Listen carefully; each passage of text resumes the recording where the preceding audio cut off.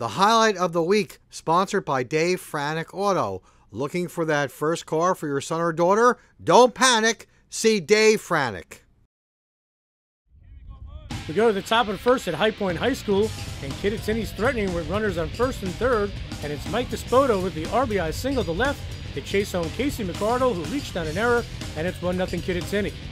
Then with one out, it's Nick Pastor-Poe. He hits the RBI roller to short as High Point tries to turn two, but Cohen Sikora scores before High Point catcher Mike Kerwin tags out the second Kittatinny runner trying to score to keep it 2-0. Go to the top of the second inning, and with the Kittatinny runner at first, watch High Point pitcher Tyler Shulock start the double play as first baseman John Stone makes the good stretch for the twin killing.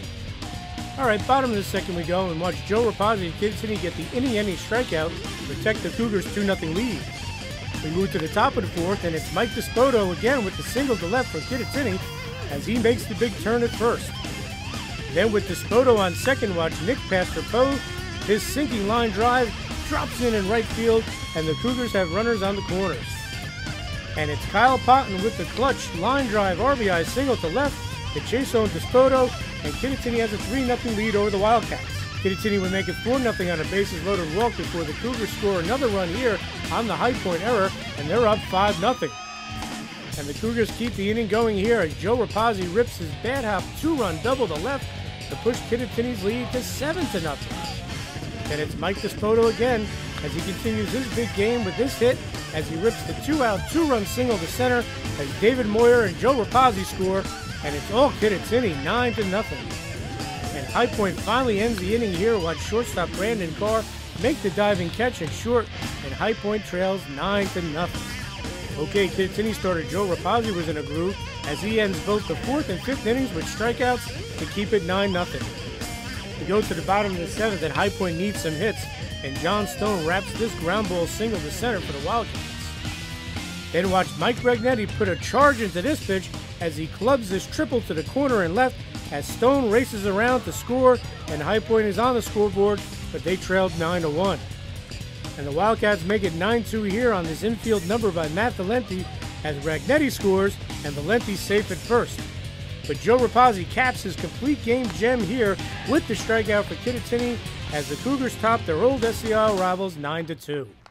We came out here and we have kind of been struggling the past couple games at the plate, playing some good teams, but we kind of broke loose and had our big inning that we've been looking for. We were solid. We were on today. We've been struggling lately. Just kept going, kept chugging along. Just had to sit back in the strike zone, hit the ball, get some runs in. Yeah, the past couple of games have been tough. We didn't really hit the ball well, and pitching and defense really weren't there the last two games. So we had to try to get a complete game, which is something it's been our goal all season, really, to try to put a complete game together. And it was something that we did today. So it was coming off the last two. This was nice. Joe, you had a nice game today. 7 strong innings from the mound. Just talk about it. Just came out, threw the best I could, hit my spots. Knew some kids from this team. Just had to come out and prove something. Joe Rapazzi is probably one of the most underrated pitchers in our division.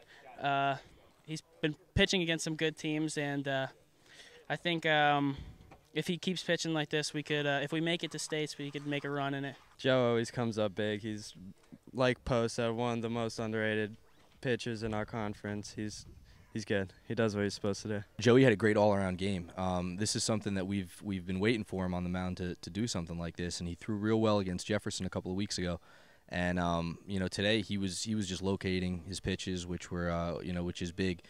He was changing speeds. He was keeping them off balance. Everything that he had to do today to get us the win, he did. So I feel good for him. It was a good win. Now talk about getting a win after a couple of tough losses. Hopefully build a little momentum, some confidence. Couple tough losses. We played North Warren yesterday, and they're a good team.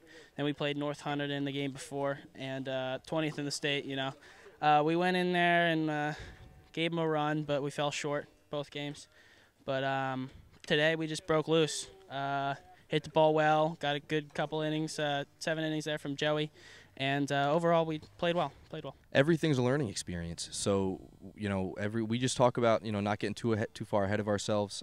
We try to win each inning, and that's been our goal. Not to try to look too far down the road. So, You know, anytime that we can win an inning, it's good, and then we try to string those together and put it in, you know, so we could get the win and the W so we could get the W. So it was big for us, and like I said, the key was to string those hits together. That was something that we haven't been able to do, so it was nice to get it today. Michael, you had some nice at-bats today, a couple RBIs. Just talk about being able to contribute.